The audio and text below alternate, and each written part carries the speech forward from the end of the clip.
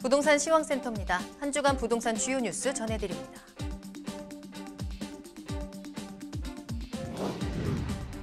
정부가 의왕, 군포, 안산, 화성, 진안 등 신규 공공택지 10곳에 주택 14만 호를 추가 공급한다는 3차 신규 공공택지 확보 방안을 30일 발표했습니다.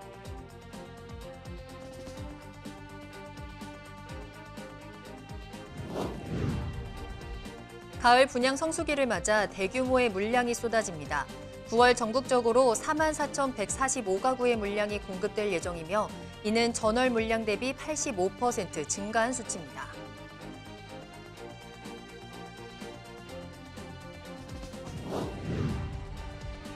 국토부가 2022년 예산안을 발표했습니다.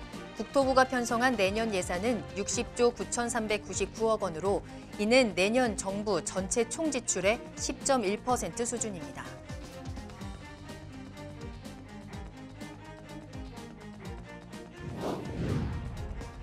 (8월) 강남구의 평당 아파트 평균 전셋값은 4,023만 원으로 문재인 정부 출범 이후 1,486만 원 올랐습니다. 이는 전국에서 가장 높은 상승액입니다.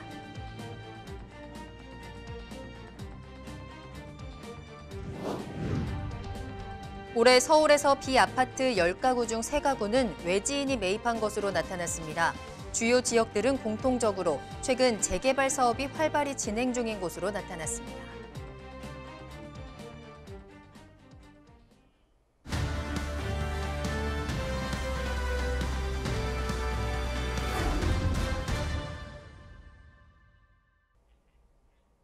부동산 주요 뉴스입니다. 첫 번째 소식입니다. 오피스텔 시장에서 전용 면적 20제곱미터대 소형과 아파텔로 불리는 전용 59제곱미터 이상 중대형의 희비가 엇갈리고 있습니다. 세금을 계산할 때 주거용 오피스텔이 주택수에 포함되면서 소형 오피스텔의 투자 인기가 뚝 떨어졌는데요. 자세한 내용 최용민 기자가 취재했습니다. 최근 정부의 아파트 시장 규제로 오피스텔이 수요자들의 큰 관심을 받고 있지만 소형 평수는 여전히 찬밥 신세를 면치 못하고 있습니다. 한국부동산원 자료에 따르면 지난 7월 40제곱미터 이하 전국 오피스텔 매매 가격 지수는 99.45를 기록해 1월보다 0.11포인트 하락했습니다. 반면 중대형 평수는 각각 1.51포인트, 3.28포인트, 4.23포인트 상승했습니다. 평수가 넓어질수록 매매 가격 지수 상승폭도 점점 커지고 있습니다. 수요자들의 관심이 높은 수도권도 상황은 비슷합니다.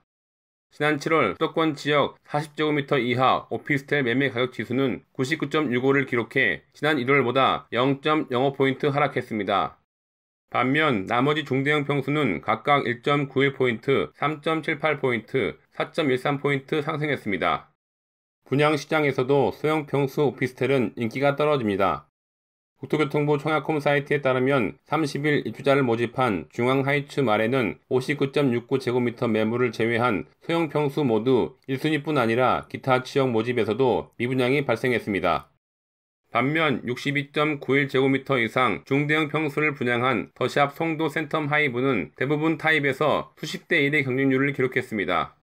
대형 평수는 아파트 대체제로 실수요자들이 몰리고 있지만 임대 수익 목적의 소형 평수는 임대 수익보다 주택수 포함에 따른 세금 부담이 더 커졌기 때문인 것으로 보입니다. 소형 오피스텔은 아파트의 대체제가 되기 쉽지 않고 또 주거용으로 사용될 경우에는 주택수에 한정되는 경우가 있기 때문에 이전 같은 인기는 얻기 힘들 것으로 보입니다. 뉴스토마토 최용민입니다. 정부가 의왕, 군포, 안산, 화성, 진안 등 신규 공공택지 10곳에 주택 14만 호를 추가 공급하는 3차 신규 공공택지 확보 방안을 30일 발표했습니다. 이는 당초 계획한 13만 1,000호 대비 9,000호 증가한 규모인데 정부는 오는 2024년 지구 계획을 거쳐 2026년부터 입주자를 모집한다는 계획입니다. 이번 추가 지정 지역을 보면 수도권은 의왕, 군포, 안산, 화성, 진안의 신도시 규모 2곳과 인천 구월이, 화성 봉담3, 남양주 진건 등 중소규모 택지 5곳입니다. 지방권은 대전 죽동이, 세종 조치원, 세종 연기, 소규모 택지 3곳입니다. 수도권은 교통 여건과 기존 도심과의 접근성, 주택 수요를, 지방권은 광역시권 주택시장 상황과 기존 발표 지역 및 지자체 의견을 고려해 선정했다는 게 국토부 측의 설명입니다. 윤성원 국토부 1차관은 국민들께서 안정적인 주택 공급에 대한 확신을 가지실 수 있도록 앞으로 신속하고 차질 없이 사업을 추진해 나가겠다고 밝혔습니다. 9월 전국적으로 44,145가구의 물량이 공급될 예정입니다. 이는 전월 물량 대비 85% 증가한 수치입니다. 일반 분양 물량은 총 32,017가구이며 이 가운데 수도권이 58%, 지방은 42%로 집계됐는데 특히 수도권에서 18,424가구가 분양돼 전월 대비 3.4배로 대폭 증가합니다. 지방은 이달 13,593가구로 전월보다 15% 늘어나는 수준입니다. 시도별로는 경기 16곳, 인천 9곳, 대구 6곳 등의 순으로 물량이 많고 서울에서는 3곳이 분양할 예정입니다.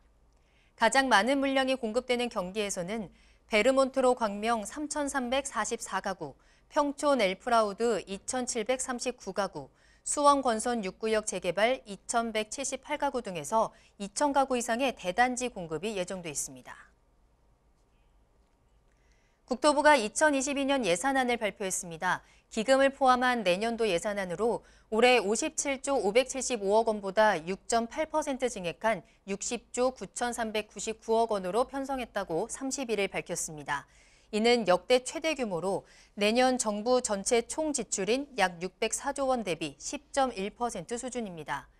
주요 내용으로는 도로와 철도 등 사회 간접 재본 예산이 3.9% 늘었고 주택, 기초생활보장 등 복지 분야 예산은 8.5% 증가했습니다. 또한 코로나19 장기화에 따른 불확실성과 양극화 등을 고려해 주거 취약계층 지원 및 기초생활보장 등 복지 분야에 중점 투자할 계획입니다. 도로, 철도, 물류 등 SOC 예산은 필수 교통망 확충, SOC 고도화와 첨단화, 안전 강화 등에 사용되며 이와 함께 내년에는 지역경제 활성화와 국가 균형 발전 등을 지원하기 위해 국가 균형 발전 프로젝트와 지역 성장 거점 육성, 주요 교통망 확충 사업을 확대 편성했습니다. 정부가 아파트 가격을 꺾기 위해 사전 청약과 공급 대책을 내놓고 있지만 서울 아파트 전셋값은 좀처럼 가라앉을 기미가 보이지 않고 있습니다. KB부동산과 경제만렙이 주택가격 동향을 살펴본 결과 8월 강남구의 평당 아파트 평균 전셋값은 4,023만 원으로 문재인 정부 출범 이후 1,486만 원 올랐습니다. 이는 전국에서 가장 높은 상승액입니다. 이어서 두 번째로 많이 오른 것은 서초구로 같은 기간 2,432만 원에서 3,831만 원으로 1,399만 원 상승했습니다. 송파구는 같은 기간 1,879만 원에서 2,926만 원으로 1,046만 원 올라 강남 3구 모두 평당 아파트 평균 전셋값이 1,000만 원 이상 상승한 것으로 조사됐습니다. 중견건설사들이 9월 전국에 5,626가구를 공급합니다. 대한주택건설협회는 회원사를 대상으로 다음 달 주택 분양 계획을 조사한 결과 11개사가 11개 사업장에서 총 5,626가구를 분양하는 것으로 파악했다고 30일 밝혔습니다. 이는 지난달 3,952가구 대비 42% 늘어난 규모이며 지난해 같은 기간과 비교하면 18% 줄었습니다. 수도권 외 지역에서는 총 5,196가구가 분양됩니다.